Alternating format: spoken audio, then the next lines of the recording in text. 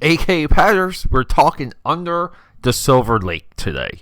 This movie deserves discussion on multiple levels.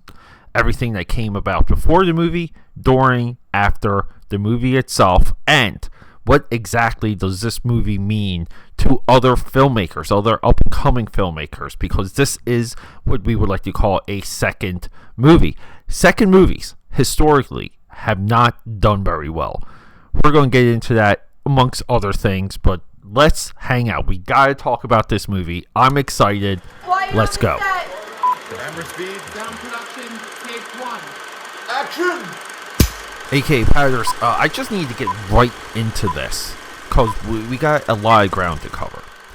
Under the Silver Sky came in hot and it was picked up. It's off of David Robert Mitchell's It Follows. It Follows is what I consider to be one of the greatest modern day horror movies of all time. I mean, like, greatest horror movies of all time, greatest of the modern day horror movies.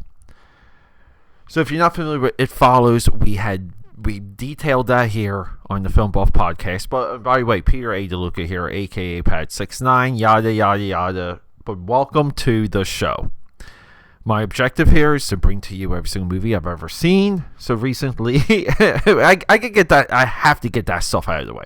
But recently, Under the Silver Lake, this movie was hyped. This movie hit the festival circuit, hit Cannes. People walked out, booed during Cannes. For whatever reason, you have to hear about that during the Cannes Film Festival. Like this year with Poor Thing or Poor Things.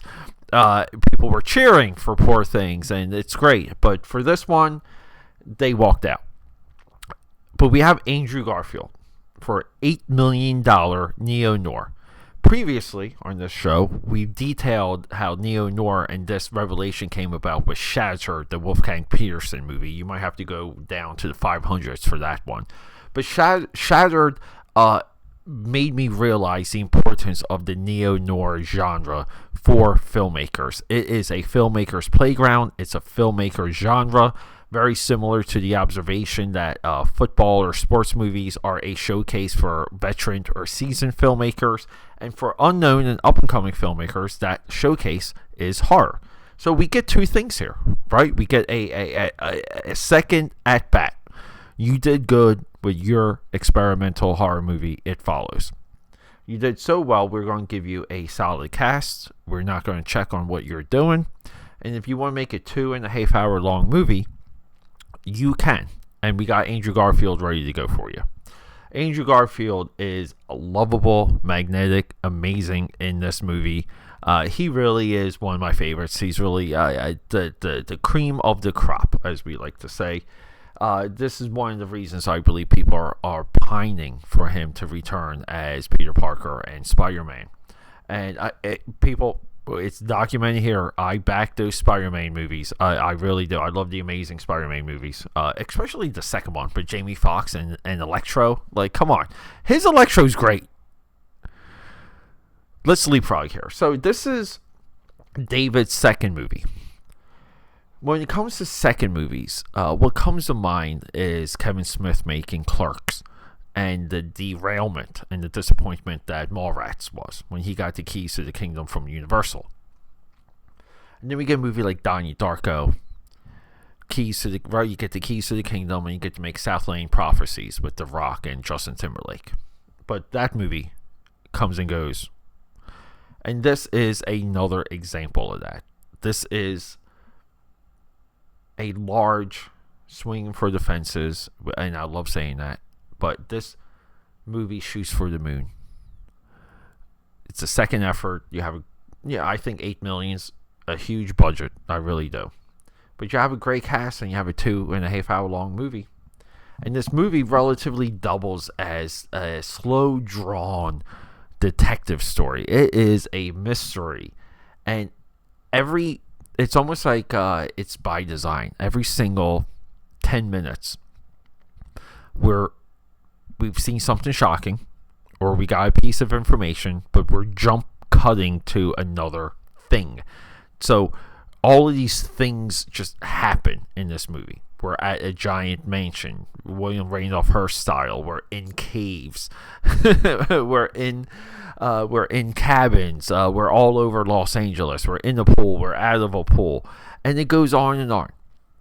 And that's the pull for this movie, because it moves so quick, and it's not MTV editing as people like to lowbrow that comment or observation. It is a choice. So once we realize we're in a choice, what are we doing with this movie? We're trying to figure out what the point of this movie is as it marches on. A lot of movies do this. It's okay to wait for the point of a movie to emerge. And sometimes when you realize you don't know the point yet, or what the intent of the filmmaker is yet, you sit down and you wait. It's only 2 hours.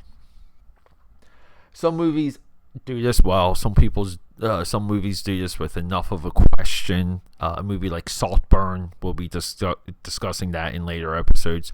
But like Saltburn gives you a definite for that. This movie does not. This movie gives you the idea that we've went on a journey, that we've achieved something. And Andrew Garfield's character, chases love, and he's chasing it on a level that it's a compulsion, but at the same time, he's seeking closure, and the part of that is the closure of his own very life. And along the way, we get this La La Land, this Hollywood fantasy within Hollywood. The people, the access, the money, the sunshine, all of it. La La Land is a good comparison to this movie, because these movies pretty much have the same point, but they operate in different polarities. La La Land, I'm still debating what the intent and point of that movie was. This is very similar, but I think they say the same things. If you're into neo-noir, if you're into a true detective story, and you want a bumbling, lovable character weaving through Hollywood, the highs and the lows, and potentially how God and higher power works through artists and individuals, and how their work affects our lives. This movie touches on all of those things, and I just feel like when you make a movie like It Follows and you're David Foster Mitchell, you have to feel like you're on top of the world. And that's a lot of how I feel like this movie comes off. Like, you feel like you're on top of the world. You feel like maybe you're invincible and you cannot do anything wrong. And this is the connection with a lot of those other movies I mentioned earlier. Southland Tales, Mallrats. These are failed attempts. They're worthy, though. They're so worthy of the efforts of that filmmaker. Not all filmmakers fall into like the second film trap, but here, and technically we can make that argument too with Saltburn. The second film attempts are fascinating, and I would watch this movie again. And technically speaking, I had the impulse to watch this movie again. Now, that doesn't mean I may not re-explore it and come back to you guys. That's also a theme I would like to get better at and to explore more of during these episode drops, where we can go back and rediscover movies together, and I can discuss them once more and give you those impressions. Now, we've only done that a few times. I do feel like this is worthy, but at the same time, David Robert Mitchell, same as Carter Smith with Passenger, same as Ty West with X. This is the new reign of filmmakers, and we have to hope that these guys stay in their lane and don't jump into the Disney shark or jump into the jaws of Disney, or jump into the jaws of big budget movies. We want this guy making these movies. Now, unfortunately, I believe he is making It Follows too, and I just wish he would jump on to something else. And that kind of reminds me of the point I made recently with the Charlton Heston #1 movie, where it is fun when we can just watch a movie and know that it solely exists as it does. And I guess in a way, people will discover something like The Matrix and just appreciate it as The Matrix and not care about the spin-offs or sequels, and same with RoboCop. Or just watch Gremlins as Gremlins, and we don't care about these sequels. We're going to just appreciate what's in front of us right now. So yeah, people, this movie's great. This movie's fantastic. This movie is controversial. This movie upset a lot of people. And I get it. There's hype, anticipation, and disappointment when we view some of these movies. But I think there's the opening of the clouds when we consider the intent of these filmmakers and the production. What is the intent? Once that's discovered, you can see the movie differently. I believe you're a bad audience member if you don't go down that road. If you take the low-hanging fruit and just want to bash and make fun of something, that is not the AKAPAD Film Buff way. We give things credit where credit is due. We try and see the entire scope, and I try and bring that to you guys. And I would say this movie is so much fun to watch. It really is. And that's also a part of the intent, because we're really seeing this insane world through the eyes of Andrew Garfield's character, with all things that we can relate to and things that we know. And believe it or not, some of these things are clues to a giant mystery, like Nintendo Power Magazine and the Legend of Zelda. These are clues, and in a way, it doubles to what those clues really are in our lives. See, because we're on the same journey as him, but he's in one with higher stakes. AKAPAD here at the Film Buff. I enjoyed this movie. Go check it out.